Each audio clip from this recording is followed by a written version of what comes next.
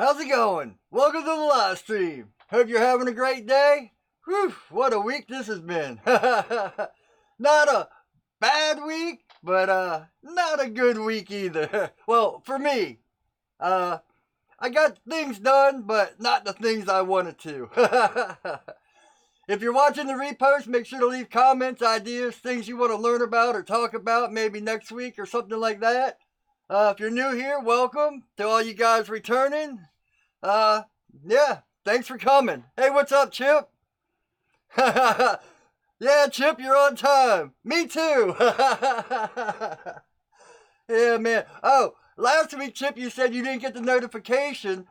And I noticed today when I was setting up the event for the live stream, it said 6 p.m. And I was like, 6 p.m. Or no, it said 3 p.m., Pacific time. So that's why you didn't get the notification last week.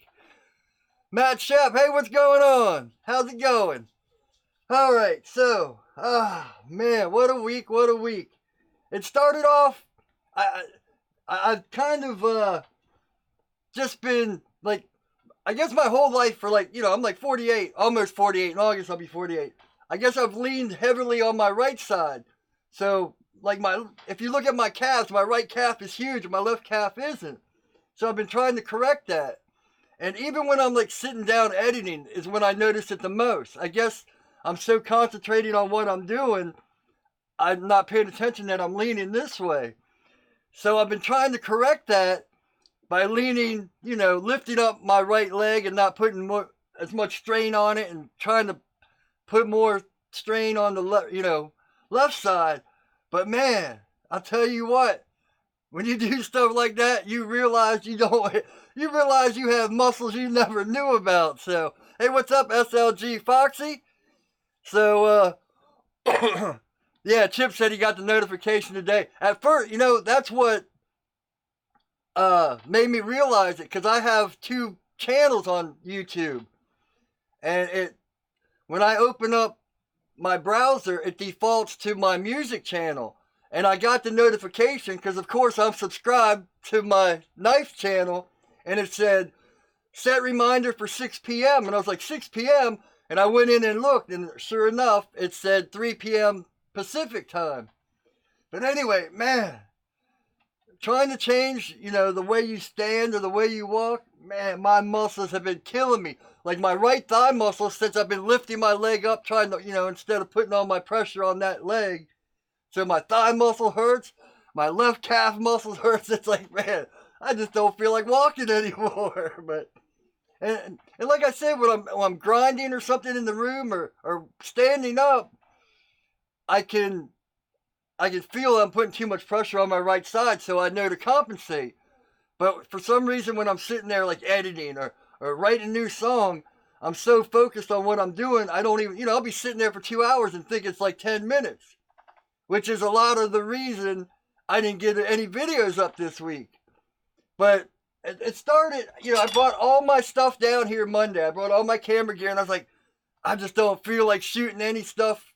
I don't feel like making a video right now. So I got this knife, which it's already been heat treated and all that. In fact, if you look in like a video from like January, I had this knife carved out and all that. I think I heat treated this back in January, and it's just been sitting there. So I was like, all right, I don't really feel like working today, but let me just not pick up the cameras and I'll grind this knife out. And that's what I did.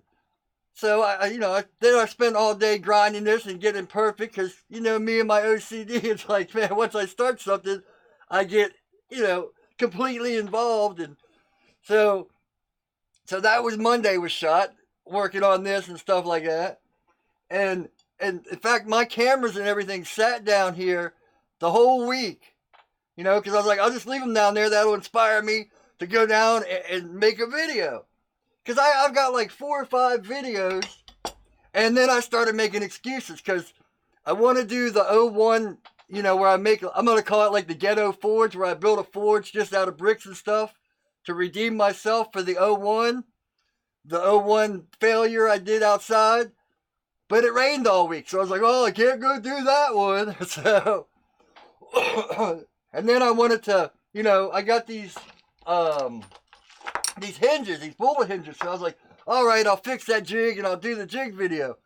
And it's like, man, I don't feel like getting everything out and welding there. So and then it's like, okay, you've been putting this off long enough. It's time to take the photographs and put the knives up on your website. So I did get that done, and I took all these great pictures and all that. Went to put them up on the website and they were the wrong size. So I had to go back after spending 5-6 hours editing all these great photos and all that. Well, great to my what I'm good at with photography. And I had to go back and shoot them. So that was like a day and a half wasted. So it's like, So Tuesday's wasted. It's like, well, I can't go shoot a video for Wednesday. And, excuse after excuse after excuse. But I got the knives up and all that stuff. And that stuff got worked out. But I've, one thing I do.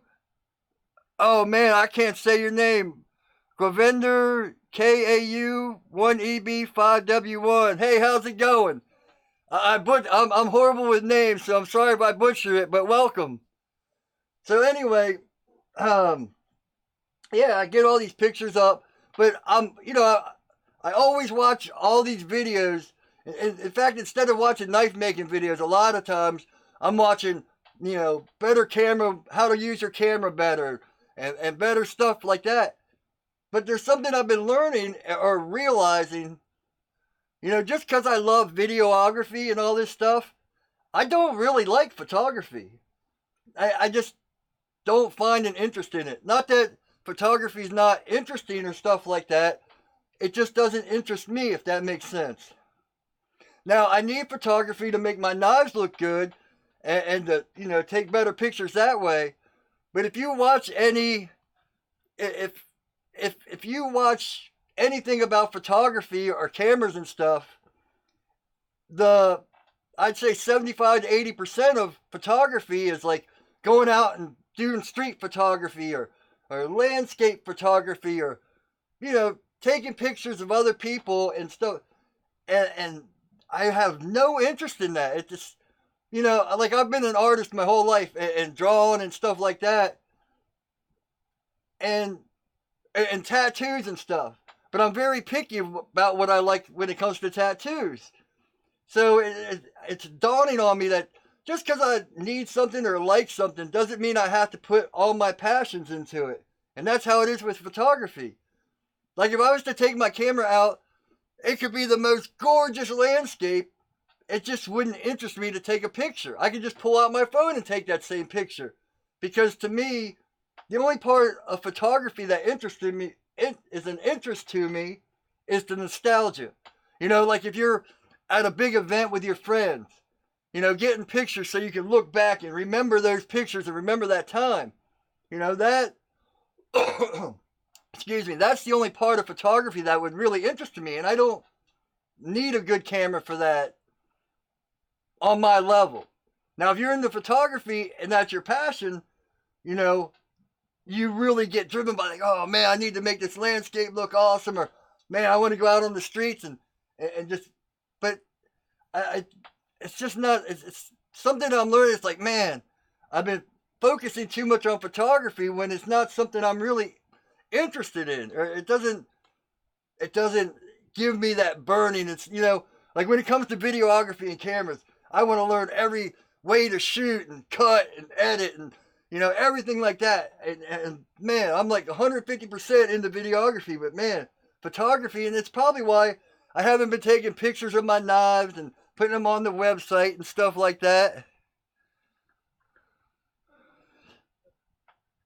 Gravinder, I hope Gravinder's right. Watched your knife pics on Instagram and it was awesome. Hey, thanks. I really appreciate that.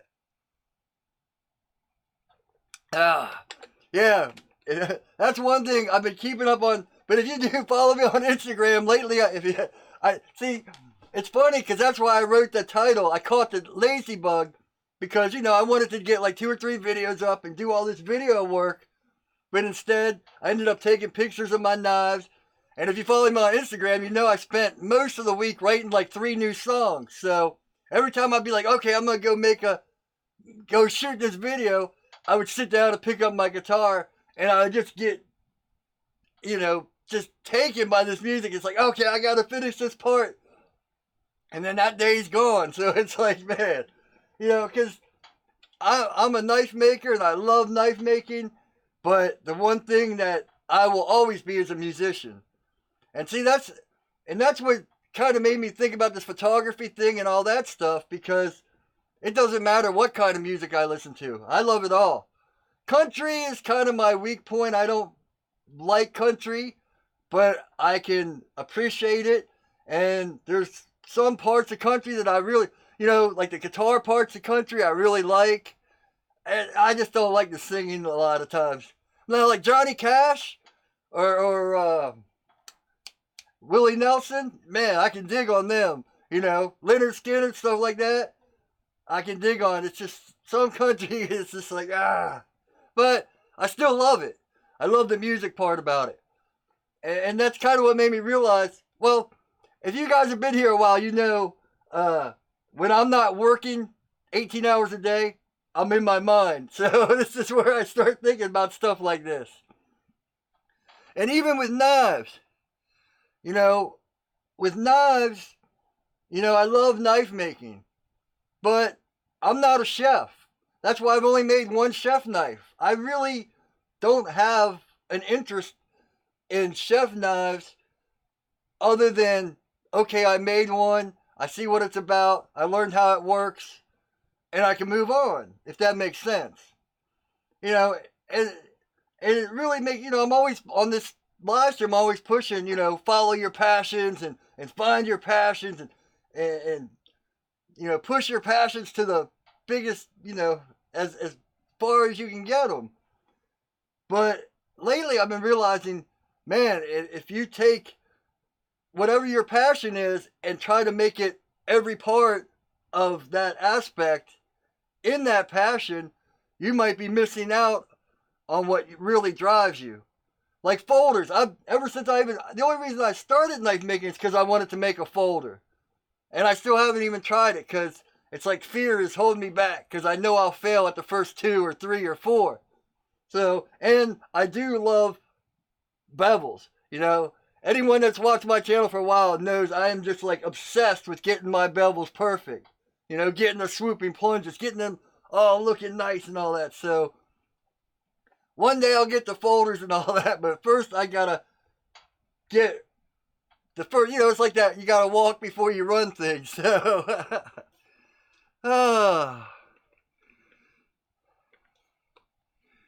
Chip, Dave's music. Sorry. Chip just said Dave's music is what drew me to the channel. When Chip the first comment I got from Chip was, I love your videos, but your music is horrible, or you have to lose the music. And then, those are the older videos where I didn't know how to turn the music down under my talking. Excuse me. So it's either all music or the music just drowning out my voice. And I was like, man, you just got to check out the new videos. I've learned how to edit. So, and now he's like one of my best subscribers, we talk to him all the time. So, yeah, it just shows you the difference of, when you're starting out to where you progress. If you guys go back and watch my older videos, woo, they were bad. Oh, yeah. Yeah, Chip, I just told the story. There you go. So, anyway, I did make a video yesterday, so it'll be up like Tuesday, maybe Wednesday. No, probably Tuesday. And I did the jig. And it's funny because, let me see. Like I said, I wanted to put the bullet hinges on here and everything, so... But I didn't. I was just like, man, I got to make a video. I can't get behind. I got to get back on track. But what I did is I had the knife hanging out, right?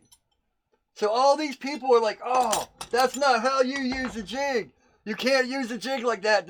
The knife has to be behind the jig and all this stuff. And it's funny because I had this topic last week I didn't get to, and people, when you're doing something wrong or you need help, everyone jumps on the bandwagon to give their, you know, their advice. And I'd say 60% of it is people that know what they're talking about. But a lot of it is these guys that have watched 100 videos or have read 100 forums, and they just want to put their 2 cents in. I don't know if it's ego or I used to do it too. So it's guilt. You just want to be part of the discussion. But you know me, I like to comment back. When someone comments on a post of mine or on my YouTube channel, I return the favor, or not return the favor. I like to comment back, to engage in them and see what's going on. So it's like, so all these people were saying, oh man, you're doing that jig wrong. And I would explain, well, I kind of see this as like a hybrid way, because if I have the jig like this and the knife, I can use this hand to put pressure. So it's almost like the jig is holding the angle, but my hand is freehanding. So it's like a hybrid grind. And when I explain that, they're like, oh, I've only made 2 knives, so I'm just commenting on, stuff like, it's like, well, why didn't you say that in the beginning? If you want to comment and give your advice or give your opinion, and that's what I do. Like say with videography, say I'm watching something and I see something that someone's doing something that I don't really understand or I think is wrong. I'll say right up front, oh, I've only been shooting videos for 6 months, but this is how I do it, or this, from what I understand, this is what I see a lot of people doing. I won't say, oh, you're doing it wrong, if that makes sense. So, Chip says he's getting much better with his jig and definitely finished freehand. See, that's what I did here. You can't get those swooping plunges freehand. So, that's what the video will be out Tuesday, but, that's why I'm talking about hybrid, where you use the jig.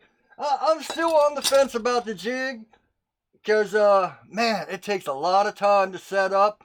Even if you, like Stalking Wolf was talking about that calculator, and you'll see in that video, there's actually 2 or 3, and you have to use the right calculator that has all 3 components, because it can't just be the height of the bevel and the thickness of the steel. You also have to have, your finished grind angle or length or whatever, thickness too, or the angle's wrong. Yeah, still no bootleg, Chip. I haven't seen him either. I did see him on Instagram though. So yeah, Chip, you need to figure out Instagram.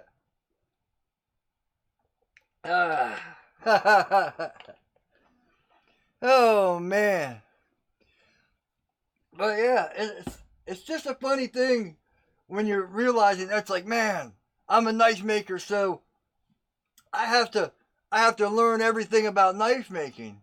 Well, not necessarily. If you're not interested in, if you're not a chef and you don't cook, why learn how to make chef knives? Except, now, see, this is a thing that kind of I'm on the fence about too, where and I'm starting to try to get away from it with making my YouTube videos and my knives and everything. Do you make stuff that everyone likes and everyone wants to buy and watch and all that stuff? Or do you make things that make you happy? And where's the in-between balance? Because I get people all the time being like, oh man, can you make me a chef knife? And I could say, oh sure, I can make you a chef knife. But I'm honest, and I'm like, I don't do chef knives. It's not my strong point. And I really wouldn't feel comfortable selling a chef knife because I don't have that experience in it. But people want them. And it's like, well, do I try to do something that's not really a passion of mine just to make people happy? And of course, the money would come in. But then if I all of a sudden start going into all these chef knives, and I don't, get to the folder I want to make or get to the knives I want to make, am I really happy being a knife maker? And these, like I say, all week I've been, working on everything else. So I'm in my mind instead of down here working, which is a lot of times the reason I work to keep myself out of my mind. Please send me a link for the heat treat oven around $1,200. Well, there's Even Heat. Look up Even Heat and Paragon. Both are awesome ovens. You just put in Even Heat oven and it'll come up. You can get the 220. I see a lot of people like Outdoor 55. He got the 120 volt, but he says it takes like an hour or two to get up to temp. So, and in the long run, it really draws a lot more power. So if you know someone that if you know an electrician that knows how to put in circuit breakers and wire stuff, it'd be cheaper. It'd be more expensive up front to pay someone to come in and do that. But the money you save getting a 220 volt oven, it would pay for itself.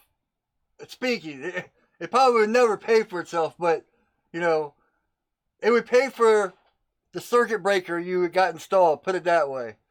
The money you saved on electricity. Yeah, Even Heat and Paragon. Both are good ovens.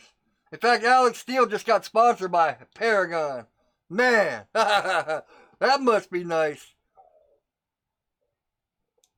They send them all these huge ovens. It's like, good Lord. Must be nice being you, man. Oh, man. Whew. I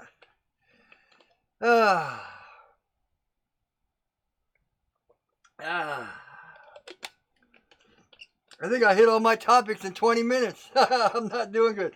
Oh, hi. Happy Father's Day to everyone. I know Martin said last week that his kids and wife bought him some 1095 for Father's Day, and I thought last week for Father's Day. See, my dates are way off. I'm horrible with holidays, so. Oh, man. Oh, man, I almost poured juice all over my face. Oh, man. Yeah, he got sponsored, Gravinder. He got sponsored by Paragon, which means all those ovens are free. Must be nice. Oh, another thing on Instagram. I guess today's the Instagram show.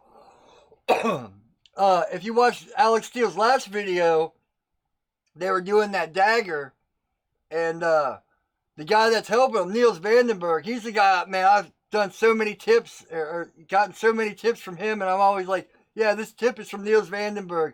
That guy is a beast. He's like, for me, he's like, rock star status when it comes to knife making. Niels Vandenberg on Instagram. Black Dragon Forge, I should say. He makes his own forges and all that. But he's from South Africa, so it's pretty rare for him to come over here. But, man, the work he does that's like I'd say over the last 6 months or so, that's what he's been doing, those swords and those daggers and stuff like that. So I guess Alec hit him up because Niels came to Blade Show last week. Was that last week or the week before? No, it was last week.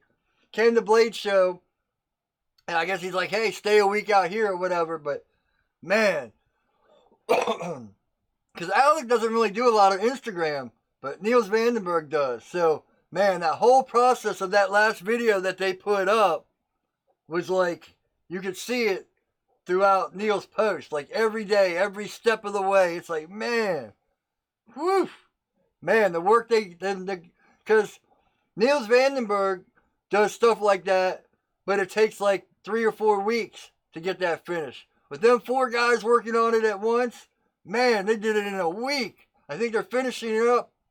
Like, I watched them earlier, and they were finishing it up today, so, man, that was pretty sweet. Yeah, big time.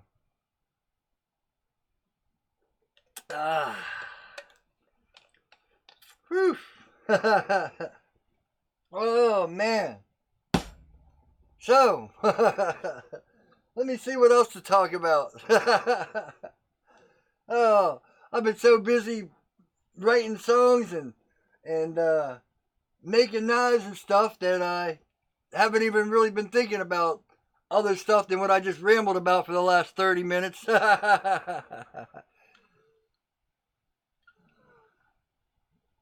Actually, it was the other guy, Commander. It was four men because it was Will, Alec, Niels Vandenberg, and the other guy, the knife. I've never heard of him. Jack Knives or Jack Custom Knives, something like that. But man, they crushed it. But one thing I've noticed is Alec hasn't been putting out as much content as he was. But the content is awesome. But man, when I started watching him, he was doing a video every day and then a live stream every Friday.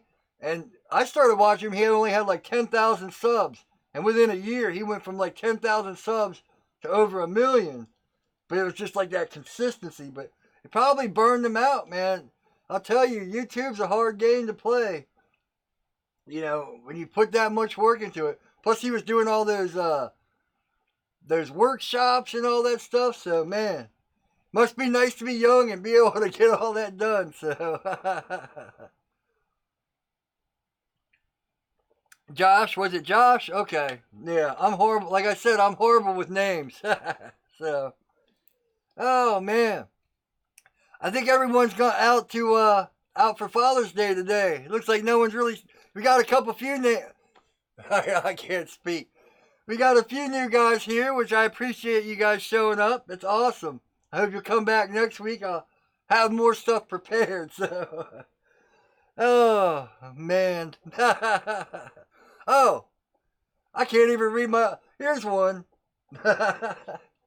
Oh man, it's been a rough week. You guys might be easy on me.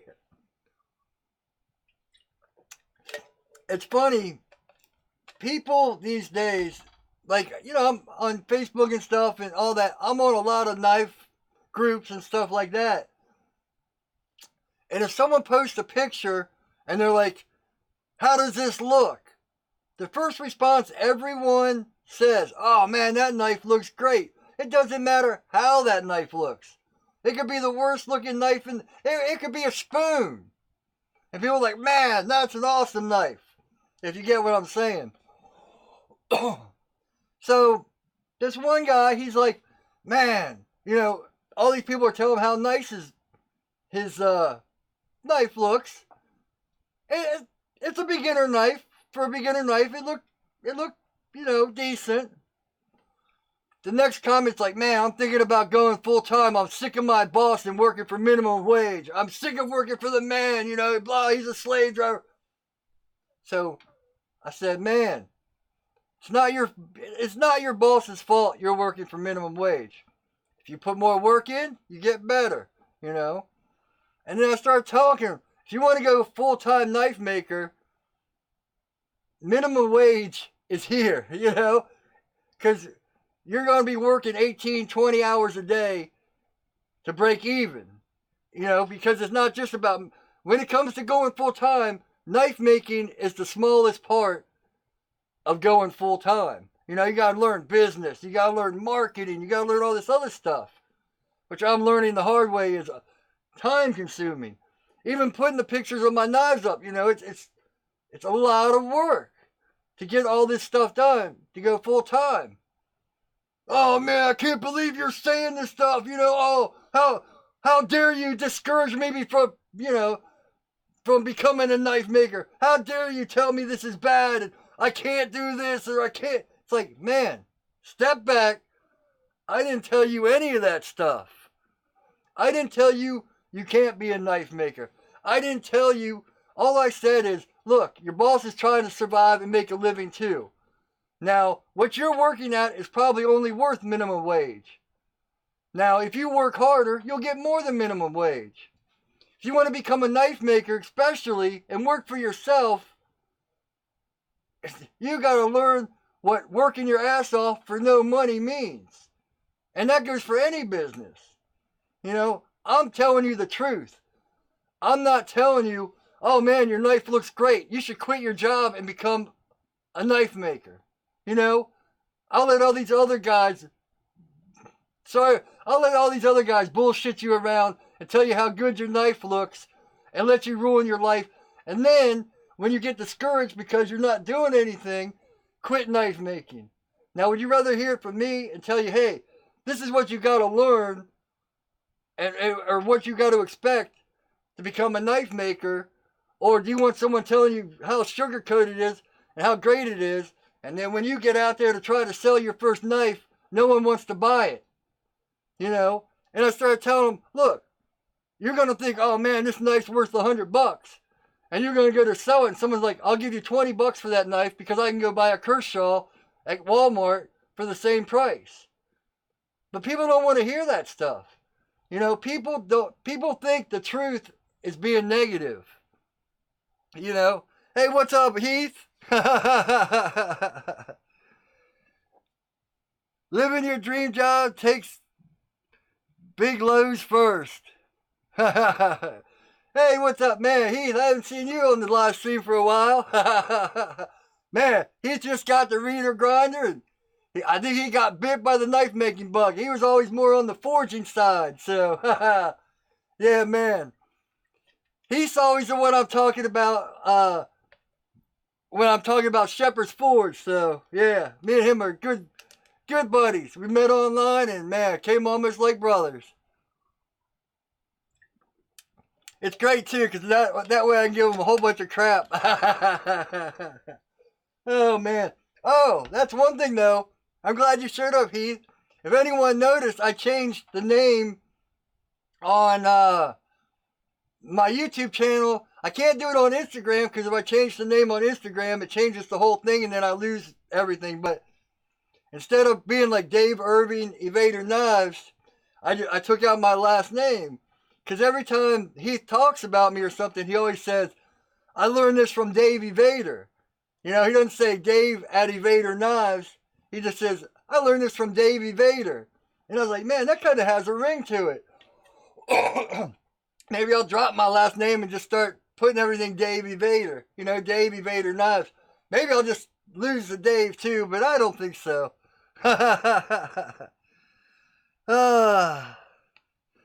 Yeah, man. Heath got bit by the knife bug. I remember 2 or 3 months ago you said, I don't think I'm going to be making any knives. I'm going to be going on to the forging part of it. I don't really like knife making. I'm glad you got bit. Yeah, man. Join the brotherhood. Oh, but yeah, it just blows my mind when you tell someone the truth. You know, and look, if people ask me to critique their knives, I tell them I'm not going to. But I tell them you need to find someone that's going to be honest with you. Because I've said this many times. The only way I got better as a knife maker is because I have that good friend that got me into knife making. And I'll be like, man, this is the best knife I've ever made. And I take it to him and he's like, oh man, you messed this up. You messed this up.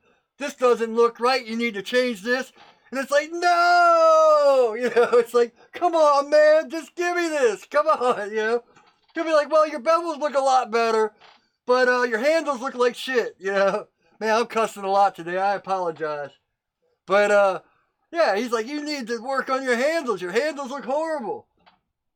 So, you know, I have to go back to the drawing board. It stings. And it crushes your ego. It's like, man, it's like a punch to the gut. It's like, oh, come on, man, this is the best work I've ever done.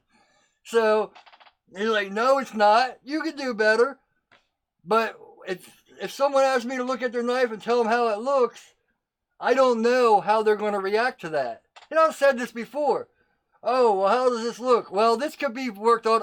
And then they start making excuses. Oh, well, I didn't do this because this. Or I didn't fix this because I want to do it this way. And you can tell you're hurting their feelings. And it's like, I just don't want to be that. And it can be discouraging. So I don't know how people will react. And I don't want to discourage someone from becoming a knife maker or following any passion they have. So it's a hard line to be like, oh, yeah, I've talked about this with Simple Little Life. How, every knife he looks at and stuff, he says it's great. And I get where he's coming from because he's very enthused about these people making it. And that is great. But a lot of things can be improved.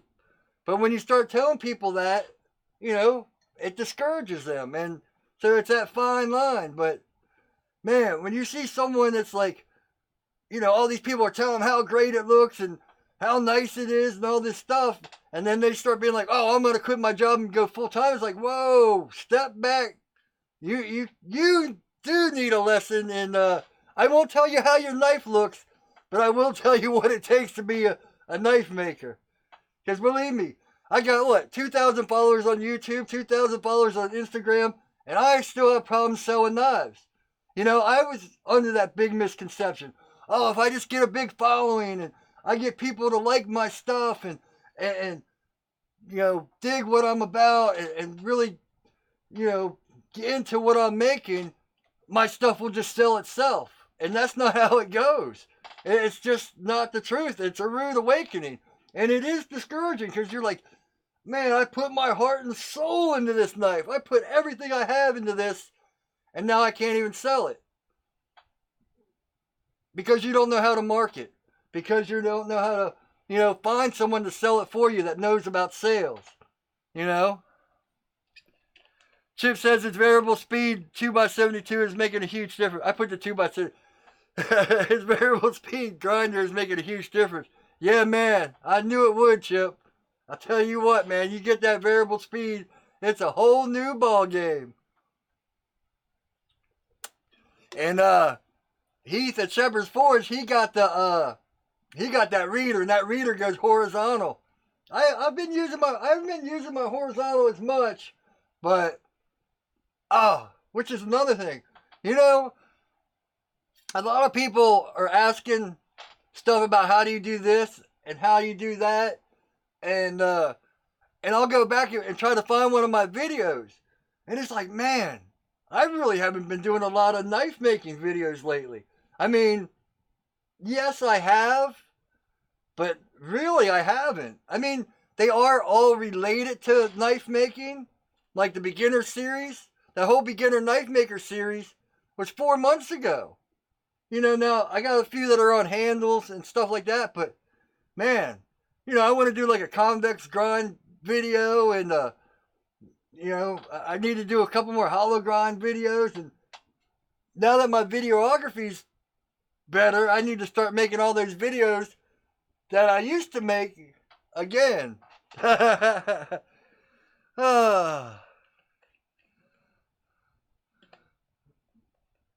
Chip says if it wasn't on half speed when he accidentally hit the tip of his knife on that Scotch-Brite belt, it could have been a lot worse.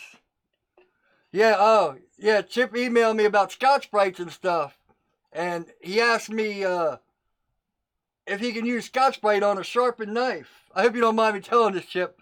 And I told him, look, you can do it, but me saying you can do it is like me telling you to go play with a rattlesnake. If you get bit, you're going to get hurt. And it's going to be on me because it's stuff like that. and that's where it comes hard when people are like, oh, can I go do this? Can I make this or can I do it? And it's like, yeah, you can, but you got to take a lot of precaution and be really careful because if you don't, you can get hurt.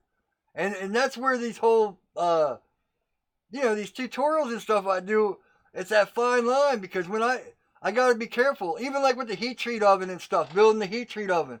I'm showing people how to wire a heat treat oven. Well, that's on 220 mains. If they do something wrong and light themselves up, that's on me because I didn't tell them to be careful, if that makes sense. I mean, it's not really on me because they should have known, but it is that fine line. So, yeah, I've been wanting. See, man, that's why I say I caught the lazy bug this week, man. I had the jig video I wanted to do. I had that heat treating video I wanted to do outside. I got the convex grinds I want to do. I want to do a regular Tanto knife Because all the Tanto knives I've done are, you know, like, with the grinds. Is that knife still down here? I don't know. You know, I haven't done like a regular Tanto grind in a long time, so. Oh, I don't even know where that knife is. I see the handles for it. Here's the handles for it right here. Oh, man. Yeah, and I still got, you know, I don't drink coffee, but I bought a coffee convex, what do they call it? Not convex, the you know, the coffee pots where you do the whole pour over. Yeah, pour over coffee things. I bought one of those to see if etching in 1095 will make a difference with coffee. Because it does with Damascus. So I haven't gotten to that video. It's like, man. But then again, you know, I got all this other stuff. It's like, finding that balance is really hard for me. Chip says it wasn't because it was sharp. I wasn't grinding. I just had the knife in my hand and turned the belt on and the tip touch. Oh, yeah, I've done that. Man, that'll make you jump. When you're not really paying attention, you're just holding the knife or something, you turn the grinder on and all of a sudden it's too close to the belt. It's like, blink! It's like, whoa! Yeah, I've had that one happen a few times. Those Scotch-Brite belts, man, they are awesome and they're expensive. And they last forever. But I've said that before. If you're doing like a one-tone thing, you know, like if I was to take this knife and do the flats and the bevels with Scotch-Brite, it would look really good. In fact, that's, I think, one of the tricks that Steve Miller Knives does. If you guys remember him, I think Steve got pretty mad at me for when he said you shouldn't, you know, if you want to go full-time, don't watch YouTube and all that. I think he got mad at me and all that. I haven't talked to him since, so. But that's what he does. I think he uses Scotch-Brite, but he doesn't do two-tones. He doesn't acid wash or anything like that. So Scotch-Brites are really good if you don't acid wash your blades. But like this, I had to do this knife 3 times. This one's for sale, by the way. Oh, did I die? Is it still up? Huh. My OBS has crashed, so I don't know if I'm not. Anyway, for some reason my OBS is not working, but I don't know if it's offline or not. Oh, man. Let me see if I can. Yeah. Right. Oh. Well, hold on. Let me see. I'll tell you what. If you can hear my voice, I'm going to cancel this one and I'm going to start a new one. So, I'll be back.